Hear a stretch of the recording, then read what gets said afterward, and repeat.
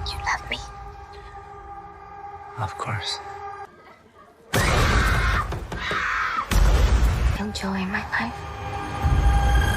आज हम जिस मूवी को एक्सप्लेन करने वाले हैं उसका नाम है डीप वाटर। ये कहानी एक ऐसी औरत की है जो अपने पति के सामने ही दूसरे मर्दों के साथ काम क्रिया करने लगती है। मूवी की शुरुआत में हम एक निक नाम के आदमी को देखते हैं जो साइकिलिंग करके अपने घर आया होता है। वहाँ उसकी वाइफ मिलिंडा सीढ़ियों पर बैठी थी। तभी निक उससे पूछता है कि क्या हुआ। इस पर मिलिंडा कहती है कि कुछ नहीं, और वो ये कहकर अपने रूम में चली जाती है और निक अपने रूम में। यहाँ हमें ये पता चलता है कि इन दोनों के रिश्ते ठीक नहीं हैं। इसके बाद रात को मिलिंडा निक को अपने रूम में बुलाती है और उससे ड्रेस चूज करने को कहती है। फिर ये दोनों तैयार होकर एक पार्टी में चले जाते हैं। वहाँ मिलिंडा का एक फ्रेंड जॉस आया था, तो मिलिंडा उसके साथ गार्डन में ही काम क्रिया करने लगती है। ये सब कुछ निक वहाँ खड़ा होकर देख रहा था। यहाँ तक कि मिलिंडा को भी ये पता था कि निक उसे देख रहा है, पर फिर भी वो नहीं रुकती। काम क्रिया खत्म करने के बाद जॉस निक से मिलने आता है। इस पर निक जॉस को बताता है कि तुमसे पहले मिलिंडा का एक और बॉयफ्रेंड था जिसे उसने बड़ी बेरहमी से मार दिया। ये बात सुनकर जॉस डर जाता है और बिना कुछ कहे पार्टी से चला जाता है। जॉस के ऐसे चले जाने के बाद मिलिंडा निक से पूछती है कि तुमने आखिर उससे ऐसा क्या कहा।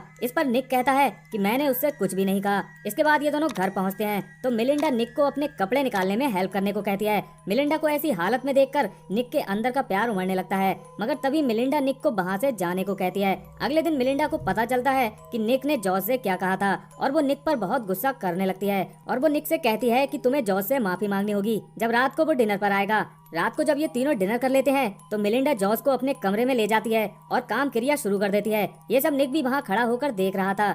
अगली सुबह निक और मिलिंडा एक पार्टी में जाते हैं जहाँ निक की एक टोनी नाम के आदमी से बहस हो जाती है। इसके बाद हम निक को एक लड़की के साथ नाचते हुए देखते हैं और ये देखकर वहाँ खड़े सभी लोग काफी हैरान थे, क्योंकि उन्हें अभी तक यही पता था कि निक एक अच्छा डांसर नहीं है। ये देखकर मिलिंडा निक से इम्प्रेस हो जाती है और लौटते समय गाड़ी में ही काम क्रिया शुरू कर देती है और घर तक ऐसा ही चलता है। अगले दिन निक को बैंक से कॉल आता है कि मिलिंडा ने एक रिक नाम के आदमी को $3000 ट्रांसफर किए हैं, मगर बैंक में पैसे ना होने की वजह से पैसे ट्रांसफर नहीं हुए। इसके बाद निक रिक के बारे में पता लगाने लगता है और एक होटल में पहुंचता है जहां रिक पियानो बजाया करता था। तभी वहां मिलिंडा भी आ जाती है और रिक को मिलिंडा के साथ देखकर निक वापस अपने घर चला जाता है। अगले दिन जब निक अपनी बेटी के साथ कहीं जा रहा था तो उसे रास्ते में रिक दिखता है जिसके हाथ में एक बुके था। रात को वही बुके निक को अपनी टेबल पर दिखता है, जिसे देखकर वो समझ जाता है कि रिक यहाँ पर आया था और वो उसे उठाकर डस्टबिन में फेंक देता है। अगले दिन ये दोनों एक पार्टी में जाते हैं जहाँ पर रिक भी आया हुआ था। तभी निक को मिलिंडा कहीं दिखाई नहीं देती तो वो मिलिंडा को ढूंढने लगता है, मगर मिलिंडा रिक के साथ काम क्रिया में लगी हुई थी।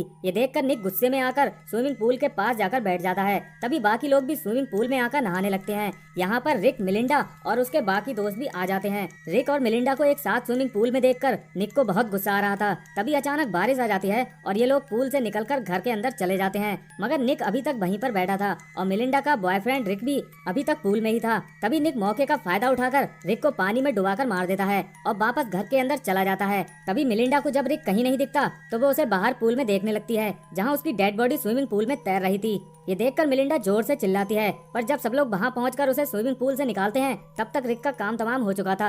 अब यहाँ पर पुलिस भी आ जाती है और वो सबसे पूछताछ करने लगती है, मगर तभी मिलिंडा कहती है कि निक ने ही रिक को मारा है, मगर कोई सबूत न होने की वजह से पुलिस वहाँ से चली जाती है। अगले दिन जब निक साइकिलिंग करने जाता है तो उसे पता चलता है कि कोई उसका पीछा कर रहा है। कुछ दिन बाद निक कहीं जा रहा था तब उसे वही कार दिखती है जो उस दिन उसका पीछा कर रही थी। ये कार एक रेस्टोरेंट के बाहर पार्क थी, पर जब निक अंदर जाता है तो मिलिंडा को उस कार वाले आदमी के साथ देखकर हैरान होता है।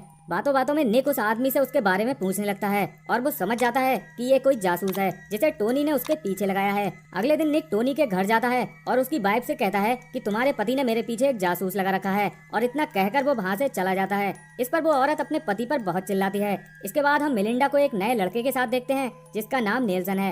रात को मिलिंडा नेल्सन को अपने घर डिनर के लिए बुलाती है और निक से भी मिलवाती है। डिनर करने के बाद मिलिंडा नेल्सन को लेकर अपने रूम में चली जाती है और वहाँ वो दोनों काम क्रिया शुरू कर देते हैं। ऐसा करते हुए इस बार भी निक उन्हें देख रहा था और उसे इस बात पर बहुत गुस्सा भी आ रहा था। अगले दिन निक नेल्सन के ऑफिस के बाहर उसका इंतजार करने लगता है। जब नेल्सन बाहर आता है तो निक उसे घर तक छोड़ने के बहाने जंगल में ले जाकर जान से मार देता है और उसकी बॉडी पर पत्थर बांधकर उसे पानी में डुबो देता है, और ये सब करने के बाद वो घर वापस चला जाता है। अगले दिन मिलिंडा निक से पिकनिक पर जाने को कहती है तो निक उसकी बात मानकर उसे घुमाने उसी जगह ले जाता है जहाँ उसने नेल्सन को मारा था। घर वापस जाते समय निक को नेल्सन का एक हाथ पानी के ऊपर दिखाई देता है, मगर उस समय वो कुछ भी नहीं कर सकता था। अगले दिन वो वापस आकर नेल्सन की बॉडी को ठिकाने लगाने लगता है, मगर तभी वहाँ टोनी आ जाता है और वो ये सब करते हुए निक को देख लेता है। अब इसके बाद टोनी वहाँ से अपनी जान बचाकर भागने लगता है तो निक भी उसका पीछा करता है, मगर टोनी की कार की स्पीड बहुत ज्यादा थी इसलिए उसका बैलेंस बिगड़ जाता है, जिसकी वजह से उसकी कार खाई में गिर जाती है और मौके पर ही टोनी की मौत हो जाती है।